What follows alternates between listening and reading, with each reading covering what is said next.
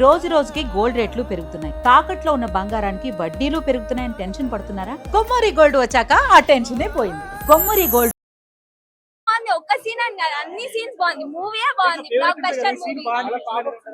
వాళ్ళ daughter expect చేయలేదు. ఒకటో మాట ఏంటంటే ఇప్పుడు ఈ సినిమా చూసిన తర్వాత మీలో ధైర్యం వచ్చిందా? ముందు నుంచే ఉంది ధైర్యం, కానీ ఇప్పుడు కొంచెం ఇంకా కొంచెం సినిమా చూస్తే అమ్మాయిలకు వాళ్ళ డాడీ గుర్తొస్తున్నట్టు నిజమేనా? అది నిజమే అండి. అంటే ఇలా పాపలు ఎలా పెంచాలని చెప్పి చూపించారు. మెయిన్ గా గర్ల్ కిడ్స్ ని ఎలా పెంచాలి, పేరెంటింగ్ ఎలా చేయాలి అనేది ఆ మూవీలో ఉంది. So I recommend every parent and kid to watch the movie. చాలా అంటే చాలా అద్భుతంగా ఉంది భయ్య సినిమా అనేది. జీవితంలో ఒకసారైనా శబరి యాత్రను చేయరా, హరిహర పుత్రుడు అయ్యప్పే తోడు నీడై ఉండునురా. ఈ పాటకు అర్థం అనేది ఈ ఇరుముడి సినిమాతో మళ్ళీ చూపించాడు దర్శకుడు. మాస్ మహారాజా అంటే రవితేజ, రవితేజ అంటే మాస్ మహారాజా. ఇంతవరకు మనం రవితేజ చూసిన సినిమాలు ఒక ఎత్తు అయితే ఇరుముడి అనేది ఇంకొక ఎత్తు భయ్య.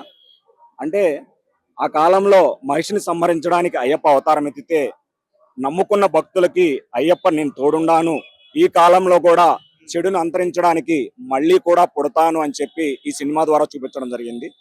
సెంటిమెంటల్ గా చూస్తే 100కి 200 మార్కులు ఇస్తాం భయ్య. అంత అద్భుతంగా ఉంది.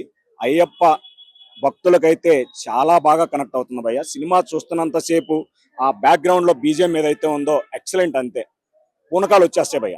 అంటే ఇప్పుడు సినిమాలో నార్మల్ గా డైరెక్టర్ చెప్పడం కూతురికి తండ్రికి మధ్య ఉన్న ముడి అనేది అతను చెప్పాడు. అలా కాకుండా భక్తుడికి అయ్యప్పడికి కూడా ముడి ఉందా?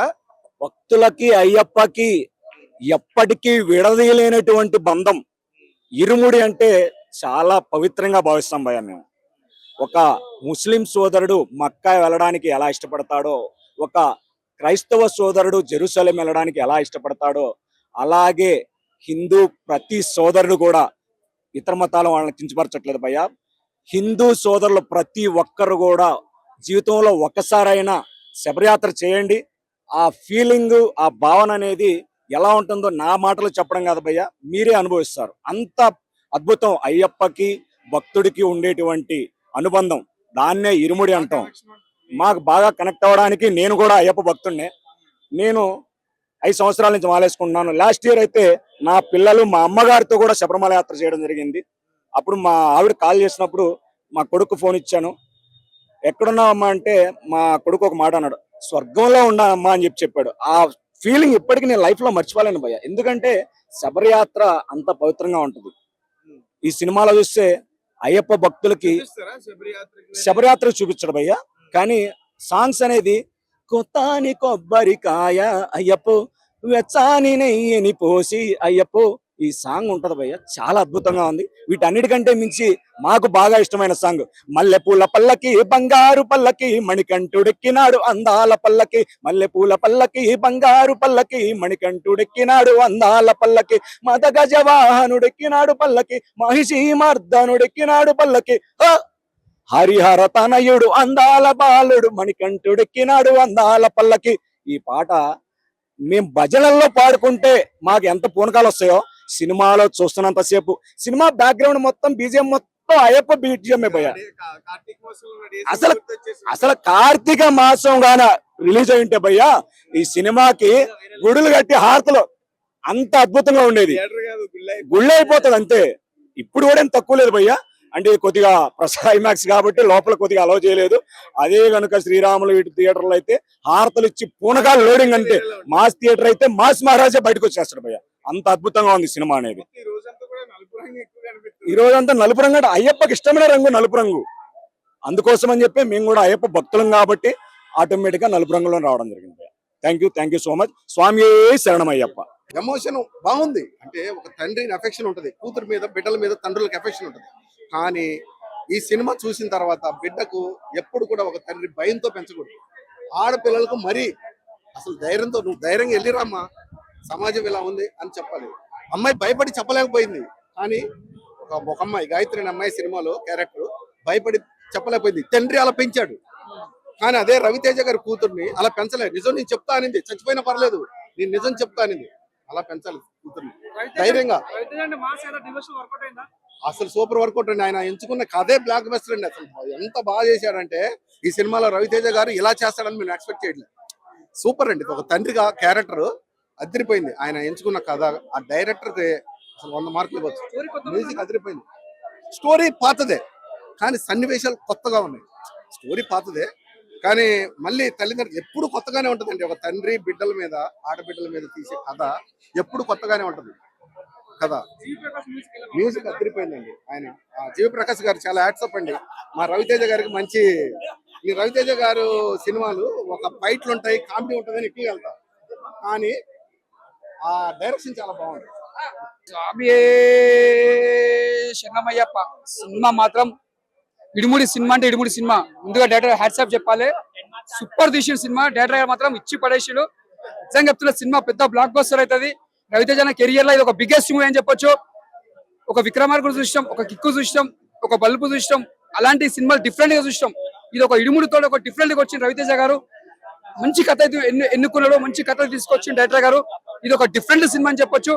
అసలు సినిమా మాటల్లో సినిమా మాత్రం చాలా బాగుందన్న. క్యారెక్టర్ బాగుంది రవితేజ గారిది, పాపది, సాయి కుమార్ గారిది.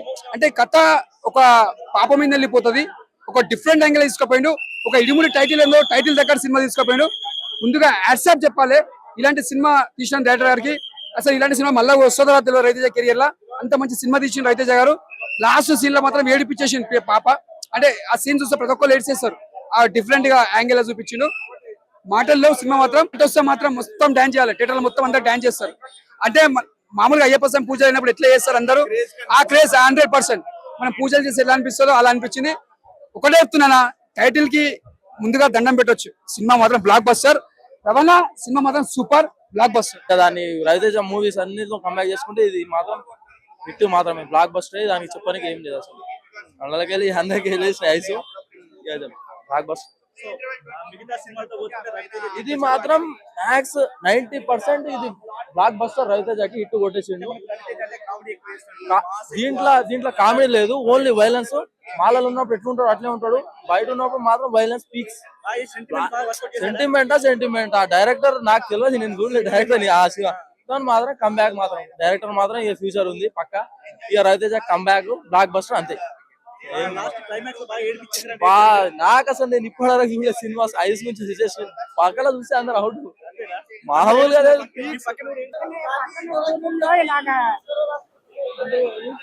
సౌకర్యం లేకుండా వెళ్తున్నారు కదా. సౌకర్యం లేకుండా వెళ్ళి పిల్లల్ని బెదిరించి రెడీ చేస్తున్నారు. ఈ వరకు పూర్వకాలంలో మా టైంలో అనుకునేవారు. ఇప్పుడు ఎప్పుడో మళ్ళీ కథ తీసుకొచ్చి మళ్ళీ అందరికీ జనాలందరికీ చూపిస్తున్నారు. పిల్లల్ని జాగ్రత్తగా చూసుకోవాలి, ఆడపిల్లల్ని. ఎంత లేట్ అయిందనుకో, ఎందుకు లేట్ అయింది ఏంటని కూడా అసలు అనుకో, వదిలేయకూడదు. ఆడపిల్ల సినిమా అయితే చాలా బాగా మెసేజ్ ఉంది. అయ్యప్ప స్వామి గురించి ఎంతవరకు ఉందమ్మా సినిమాలో? ఆయన అయ్యప్ప మాల వేసుకుంటా ఉంటాడు. ఆ పాప కూడా అయ్యప్ప మాల వేసుకున్నప్పుడు పుట్టింది అని ఆ పాపను బాగా పెంచుతాడు. ఆ అమ్మాయి కూడా తండ్రికి అన్ని చెప్తా ఉంటాడు. ఏది జరిగినా తండ్రికి చెప్పుకుంటాడు. అట్లాంటి ఊరిలో కొన్ని ఇప్పుడు ఈ మందులు అవి పుచ్చేసుకుంటున్నారు కదమ్మా, ఇలాంటివి కూడా ప్రభుత్వం. అన్న ఇంకోటి సెకండ్ హాఫ్ ఎందుకు ఎమోషనల్ అన్న అంటే కూతుర్ని చంపేస్తారన్న. ఆ సీన్ తో అసలు మనం తీసుకోలేమన్నా. తెలుగు ప్రజలు ఒక హ్యాపీ ఎండింగ్ కోరుకుంటారు అన్న. మెసేజ్ ఉండాలి, మంచిగా ఉండాలని కోరుకుంటారు. ఆ తండ్రి కూతురు చనిపోయిన బాధను చూస్తుంటే మనమైతే మన అసలు ఇమాజిన్ చేసుకోలేమన్నా. ఇంతవరకు అందరు ప్రతి ఒక్కరు ఒక డివోషనల్ విధానం ఉంటది, తండ్రి కూతుర్ల డివో ఉంటది. కానీ హ్యాపీ ఎండింగ్ కూడా మూవీస్ కి మనకు కావాలన్న. అది హ్యాపీ ఎండింగ్ లేకపోతే మనం అసలు బ్రెయిన్ కి మనం తీసుకోలేకపోతున్నాం. ఎందుకు ఏడిపోస్తుంది తెలుసా? సెకండ్ హాఫ్ తండ్రి అంత ప్రేమించుకున్న, ఇష్టంగా పెంచుకున్న కూతుర్ని ఎవడో చంపేశాడు అని అంటే అది మన తెలుగు ప్రజలు సెంటిమెంట్ కి ఎక్కువ కనెక్ట్ అవుతారు అన్న. సెంటిమెంటల్ పర్సనాలిటీస్ మనం అన్ని. ఆ డెత్ అనేది ప్రతి ఒక్కరు ఎవరు రిసీవ్ చేసుకోలేదు. అంత బాండింగ్ ఫస్ట్ హాఫ్ చూపించి సెకండ్ హాఫ్ ఆ సీక్వెన్స్ లో తీసుకెళ్లడం అనేది నేను తీసుకోలేకపోయినానన్న. మాక్సిమం తెలుగు ప్రజలు కూడా అసలు అది తీసుకోలేరు. అదొక్కటి నేను చెప్పాలనుకునే నేను వెళ్ళిపోయేటోని వచ్చి కూడా మళ్ళీ మీతో మాట్లాడాలనుకొని నేను మాట్లాడుతున్నాను అన్న. ఎందుకంటే ప్రతి మూవీస్ లో ఒక హ్యాపీ ఎండింగ్ ఉండాలి, మెసేజ్ ఉండాలి, ఒక హ్యాపీ ఎండింగ్ కూడా ఉండాలి. కానీ అది ఒకటి తీసుకోలేకపోయాము. ఇది రిలీజియస్ సినిమా కాదన్న, ప్రతి డిస్పైట్ ఆఫ్ ఎవ్రీ రిలీజన్ ఈ మూవీని ఎంజాయ్ చేయొచ్చు. అంత బ్రహ్మాండంగా ఉందన్న movie. Thank you. Good movie చూసాను అన్న ఫీల్ తో అయితే బయటకు వచ్చాము. ఓవరాల్ గా ఫస్ట్ హాఫ్ బాగుంటే సెకండ్ హాఫ్ అంతకు మించింది.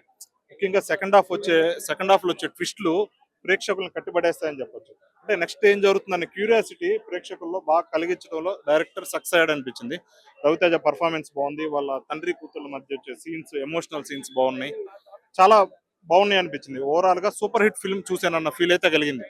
మొన్న అఖిల్ కంబ్యాక్ ఇచ్చాడు, మొన్న వరుణ్ తేజ్ ఇచ్చాడు, వాళ్ళిద్దరికి మించి ఇప్పుడు బ్లాక్ బస్టర్ తోటి కంబ్యాక్ ఇచ్చాడు అని చెప్పొచ్చు.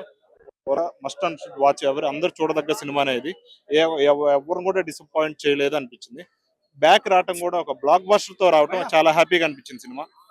సెకండ్ హాఫ్ మేజర్ గా ప్లస్ పాయింట్ అనిపించింది. ఇంకోటి ఏంటంటే ఒక ఆడపిల్లకి ఒక భయమే శ్రీరామ్ రక్ష అని ఒక పర్సన్ అంటాడు సెకండ్ హాఫ్ లో. అంటే almost it's going to be climax. ఆడపిల్లకి భయమే శ్రీరామ్ రక్ష అంటే కాదు, ధైర్యం శ్రీరామ్ రక్ష అని డైరెక్టర్ చెప్పడంలో కొంచెం తడబడ్డాడు అనిపించింది. అంటే బయటకు వచ్చిన వాళ్ళకి, ఇంటెలెక్చువల్ పీపుల్ కి అయితే ఓకే, లో ఉన్న వాళ్ళకి ఓకే, ఒక యావరేజ్ సగటు ప్రేక్షకుడు మాత్రం ఆడపిల్లకి నిజంగా ఒక భయమా లేకపోతే ధైర్యం శ్రీరామ్ రక్ష, ఆ రెండిట్లో ఏది ముఖ్యమని ఒక కన్ఫ్యూజన్ లో పడేశాడు అనిపించింది సినిమాని. అదే హైలైట్ అనిపించింది. అది సినిమా స్టార్టింగ్ తోనే మనం ఎప్పుడైనా ఏదైనా కార్యక్రమం స్టార్ట్ చేసేటప్పుడు గణపతి పూజ చేస్తాం, అట్లనే సినిమా స్టార్టింగ్ తోనే వచ్చిన 5 minutes లోనే ఆ సాంగ్ తో ప్రారంభించారు.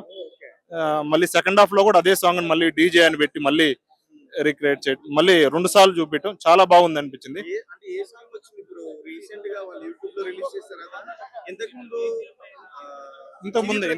ఇంతకుముందే బాగుంది. లేటెస్ట్ యూట్యూబ్ 2 రిలీజ్ చేశారు. అంటే ఫస్ట్ స్టార్టింగ్ లో వచ్చిన సాంగ్ హైలైట్ అనిపించింది. అంటే సినిమా చూస్తున్నంత సేపు చాలా బాగా సాంగ్ వినదొంపుగా ఉంది, లిరిక్స్ కానీ. అంటే గతంలో వచ్చింది, దీని మ్యూజిక్ యాడ్ చేసి సూపర్ గా తీశారనిపించింది. వన్ ఆఫ్ ద ఇదే నేను ఒక మాటలో దీని గురించి చెప్పాలంటే, from 2026 January to till date నేను చూసిన సినిమాల్లో ఇదే number 1 movie. Village back drop, intense drama చాలా బాగా ప్లే చేశాడు డైరెక్టర్. 100% ఈ సక్సెస్ డైరెక్టర్ కే ఇవ్వచ్చు.